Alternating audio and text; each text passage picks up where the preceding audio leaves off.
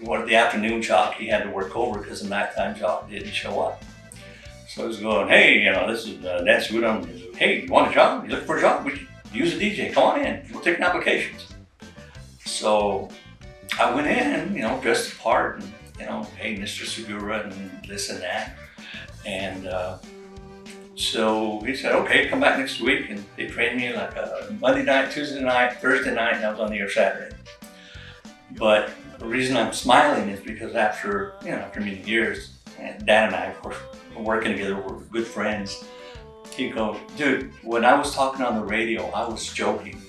I didn't mean literally that we were looking for a job. You were the only one that came in. So he said, you seem nice enough, and I decided to give you a shot. And so it was just, like I tell my kids sometimes, I've got to do some really good things only because I didn't know that I was supposed to be able to do them.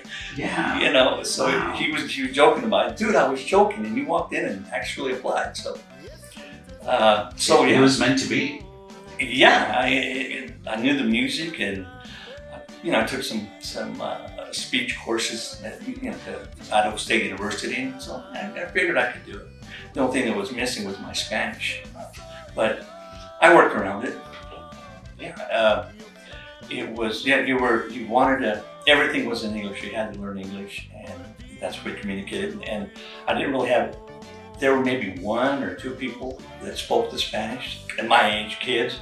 But they were gone most of the time because they were out working out in the fields. And so, I would tell my mom, I said, Mom, why didn't you teach me Spanish? She goes, I spoke to you in Spanish, but you always answered in English. And so, I grew up quiet. So you're a coconut like mine. Yes, that's why I know the word I was called that. It's like, I guess. But you know what? I didn't have a choice growing up in southeast Idaho where, I think Hispanics were maybe 1 or 2, 3%. I used to come down here with my parents to visit my dad's family, family here. And I just fell in love with Texas. And when the opportunity came to say, move to Texas, I got here as fast as I could. So were you doing radio already up in Idaho? No, not really. I had a friend, he was a local DJ and had a Spanish hour that he did every Saturday and Sunday, and I kind of go pull records for him and just kind of watch how we did it. And I did that, and then of course I took some courses, and that was about it. But when I got here, I said, let's give it a shot. But, so it was here that you got that fake offer? Yes, in Houston, yeah. It was in Houston. I know DJs get fired all the time, so if I last 3 months, I'll be a happy guy. And then it's like, well, maybe one more year. And ended up being like 18 years later. Did you spin records or were you pushing parts? Oh, I spun records. Records, yeah, we're doing records. It was a little AM station, and we have records going all the way back to the 50s. Yeah, you had to have your records here on the side. You had your 45s up to the left-hand side, a little box. You had your LPs that you would go pull. There was no playlist. So you just went back and pulled what you were going to play for the next 4 or 5 hours. And really, to me, that was getting into the flow of the music, the sound, the vibe, the people. So it was pretty cool. That was fun. To me, that was fun.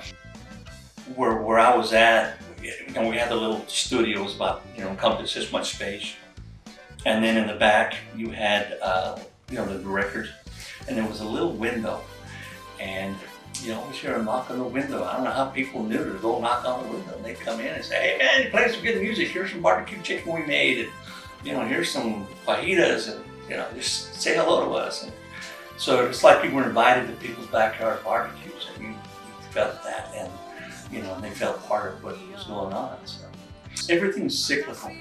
But one thing I'll say, and maybe some will disagree, is that I think the Tex-Mex, or what we were doing here in Texas, and especially here in San Antonio, we approached it bilingual, was one. 2, what the artists were doing and the music they were creating was more current and more, it was more of the pop culture. It was closer to pop culture, but embracing pop culture. You know, so it's cool. And even the words they use, it's cool now. So, but we were cool like way back when.